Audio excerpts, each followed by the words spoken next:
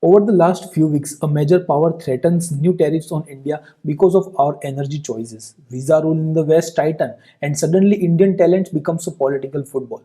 China's control over critical minerals reminds the world that the next oil shock might be a magnet shock, and India steps into 2026 with a new foreign policy playbook, less about who we like and more about what we need. If you want to understand what India will do in 2026, who we will partner with, who we will push back against, and where we will draw red lines, stay with me till the end, because at the end of this video I'll give you India's three non-negotiables for 2026, the lines no serious Indian government can afford to cross. Hello everyone, hope you all are doing well. Welcome to Diplomat's desk. I am your host Mit Shah. Now, let's decode India's foreign policy 2026. Before we talk about India, we must talk about the world. 2026 is not a peacetime world, it is a competitive, multipolar world. Quick explainer here. Multipolar means power is not held by one superpower, it is distributed across several poles like US, China, European Union, Russia, and rising powers like India. And in multipolarity, the game is not friend versus enemy, the game is interest versus interest. And the biggest shift is this: geopolitics is becoming geoeconomics. Now, geoeconomics is when countries use trade, tariffs, tech, control, supply chains, and finance as weapons, sometimes more effectively than missiles. So, in 2026, your foreign policy is not only about the borders and wars, it's also about where your oil comes from, who controls chips and rare earths, whose market your exporter can access, and whether your citizens can work and study abroad. That's the battlefield, and India is stepping onto it with a different mindset than ever 1 year ago. Economic Times described it sharply. India is moving from alignment based habits to an interest driven global playbook. Let me translate this into a simple language. Old thinking were pick a camp, stay loyal, hope you get rewarded. New thinking is pick outcomes, build option, use leverage. This is what people mean by strategic autonomy, India's ability to make independent choices based on national interest, not external pressure. And in 2026, strategic autonomy isn't a slogan, it's a survival strategy because pressure is coming from all the sides. Let's quickly revisit 2025 because 2026 is built on 2025's lessons. Lesson 1: big power politics can hit your economy overnight. Tariffs are back as a blunt weapon. We saw the global rise of tariff diplomacy, even BRICS leaders publicly warning about tariff blackmail. India has already felt pressure, especially linked to Russia related trade and energy politics. Lesson 2: Summit diplomacy is not photo op, it's a positioning. In 2025, PM Modi met China's Xi Jinping in Tianjin on the sidelines of the SCO summit, with both sides talking about managing border tensions and improving ties. That meeting mattered because it signals something. India will talk where it must, even with the difficult partners, but on India's terms.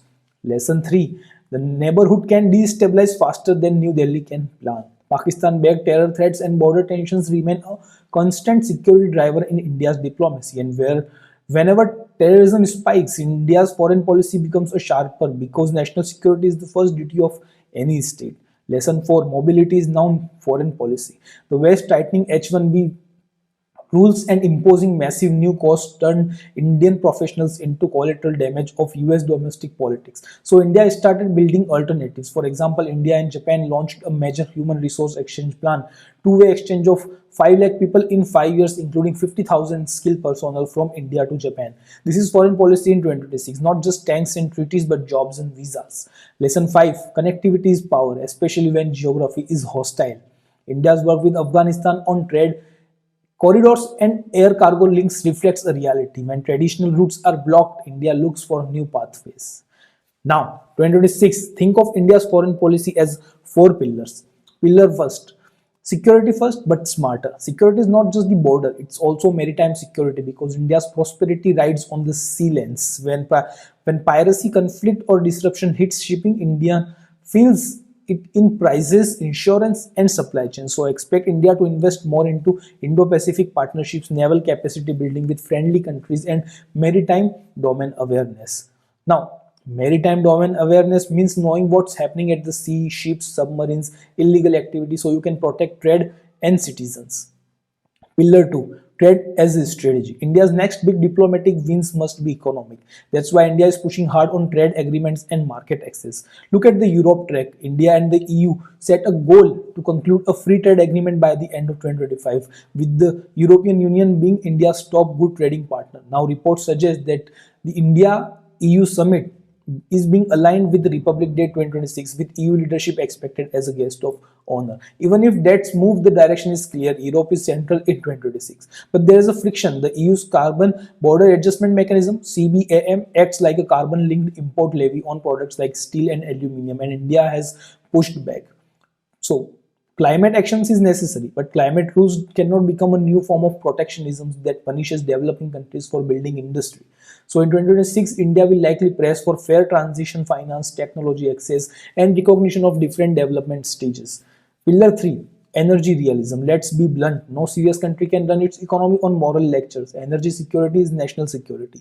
India's approach has been consistent, but energy at the best possible terms, diversify resources, and keep inflation under control. This is why India's Russia energy equation becomes such a flashpoint with the United States. Reuters reported that President Trump warned of fresh tariffs on India tied to Russian oil purchases. Here's the pro-India principle. India will not accept energy coercion, especially when other countries themselves continue selective trade and exceptions. But India also understands the risks, sanctions, insurance, shipping complications. So 2026 is about diversification without surrendering. Pillar 4. Technology sovereignty. In 2026, technology is not neutral. AI, chips, critical minerals, cyber, these are the strategic assets. India is making this a headline agenda. Economic Times reported India plans an AI Impact Summit in February as a platform to shape the Global South's AI agenda. The Global South is not a geography, it's a shorthand for developing and emerging economies that want fair rules, financing, and voice in global governance. And India's speech is AI should not become a club controlled by the West or a tool dominated by China. AI must be accessible, safe, and development friendly. Now, here's the part most people miss. In 2026, India is using summits as a strategy. Economic Times reported New Delhi's positioning leader level meetings at the center of foreign policy, starting with India European Union, then AI Summit, then BRICS, and possibly an India Africa Summit. This is not vanity, it's a leverage. Because when you host, you set an agenda, you control sequencing, and you force the world to engage with you on your priorities. And 2026 is special. India holds the BRICS chair. Officially, Brazil handed BRICS presidency to India at the Sherpas meeting in December 2025. And India even chaired a BRICS foreign ministers meeting in 2025 as the incoming chair for 2026. So India's BRICS year is not accidental. It is a platform to push United Nations and multilateral reforms, development finance, resilient supply chains, and a pro-global South agenda. Now let's go country by country because this is where real foreign policy happens. The United States, partner but not a guarantor. India-US relations are both strategic and transactional. On the strategic side, Indo-Pacific security, defense, technology, and balancing China. On the transactional side, trade disputes, tariffs, and immigrations. The H-1B fees hiked to $100,000 and tighter visa scrutiny directly hit Indian families and tech linkages. Even the US Chamber of Commerce sued over the fee showed internal US pushback, and tariff threats tied to India's Russia energy choices show a hard truth. America will pursue its domestic politics first. So India's 2026 approach to the US will likely be cooperate when interests align, negotiate tough on trade, and refuse coercion. Pro-India messages friendship is welcome, but policy cannot be outsourced. Now, China, a competitor, you must engage cautiously. China is India's most complex challenge. Border tensions are not just about land, they create mistrust that spills into trade, tech, regional diplomacy. India has signaled cautious engagement, talks, limited easing, practical steps without forgetting the core dispute. But China's dominance in critical minerals and manufacturing creates vulnerability. Even in official briefings, India has acknowledged the practical reality of Chinese licenses affecting supply chains like rare earth magnets. So India's 2026 China policy will likely be stabilize borders, diversify supply chains, reduce dependency in strategic sector, and build coalition without provoking unnecessary escalation. And yes, India should call out coercive behavior because when any country weaponizes trade, minerals, or geography to pressure India, that is unacceptable. Now, Russia which is old friend, new complexities. India-Russia ties are anchored in defense and energy, but 2025 added new layers. Putin visited India in December 2025 with both sides agreeing to expand trade and cooperation beyond oil and defense, targeting $100 billion in trade by 2030. Official outcomes included labor mobility agreements and cooperation against irregular migration. Now, India cannot afford to break ties with Russia abruptly. Defense systems, spares, energy, strategic balance matter. But India also cannot ignore the costs, Western sanctions pressures, reputational debates, and financial frictions. So, India's 2026 approach is managed continuity, keep core interests protected, diversify defense procurement, and push for peace without becoming anyone's proxy. Europe, opportunity but watch the rules game. Europe wants India as a major partner, trade, technology, connectivity, and security.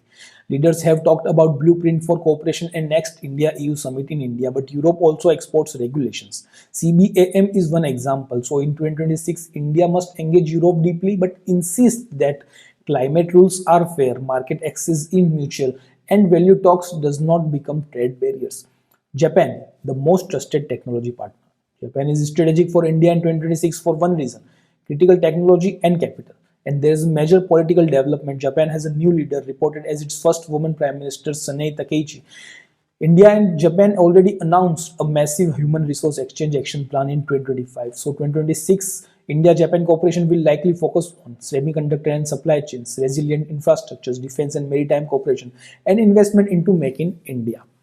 Now, the neighborhood where India cannot afford surprises. This is the toughest truth. India's biggest daily security risks come from its immediate neighborhood. Pakistan's use of terrorism as a state policy has forced India to build a strong global narrative. Terrorism is not a regional issue, it's an international crime. And when bodies like OIC comment on India's internal matters, India has rejected such interference clearly. So 2026 will likely see India strengthen counter-terror partnerships, push FATF-style accountability narratives, and keep neighborhood policy focused on stability, connectivity, and deterrence. Deterrence means convincing an adversary that aggression will be too costly so they avoid it. Now, West Asia and the Gulf, energy plus diaspora plus connectivity. Millions of Indians lives and work in the Gulf. So West Asia is not a foreign, it is a personal. In 2026, India priorities remain protect diaspora, secure energy supplies, keep shipping lanes safe, and build connectivity corridors. And yes, the India Middle East Europe economic corridor remains an important long-term idea, even if regional tensions slow it. Africa and the global south, India is a partner, not a patron. If India hosts an India Africa summit in 2026, as reported, it will be about defense training, digital public infrastructure, affordable healthcare, food security, and critical minerals partnerships. The key is respect. India's competitive edge is that we don't behave like a former empire. We offer partnership, not lectures. Now, as promised, India's three non-negotiable for 2026. First, sovereignty plus zero tolerance on terror. No compromise on territorial integrity, no both sides nonsense on terrorism. Any country that shelters, funds, or legitimizes terror networks should be called out politely but firmly. Second, no economic coercion. Tariff threats, visa shocks, technology backlists, India will push back. We will negotiate, we will diversify markets, we will build domestic capacity, but we will not accept bullying as a permanent feature of international system. Three, technology and supply chain resilience. If 2020 taught us about health supply chains, 2026 is teaching the world about tech and mineral supply chains. India must reduce dependency in strategic areas like semiconductors, telecoms, defense components, rare earths, and AI compute. Because the next crisis will not ask for the permission. So if you ask me what is India's foreign policy in 2026, my answer is India is moving from balancing powers to building leverage. We will engage everyone, we will depend on no one. We will cooperate where it benefits India, and we will resist pressure when it harms India. Now, if you like this breakdown, please like, share, and subscribe. Thanks for watching this one. See you in the next one.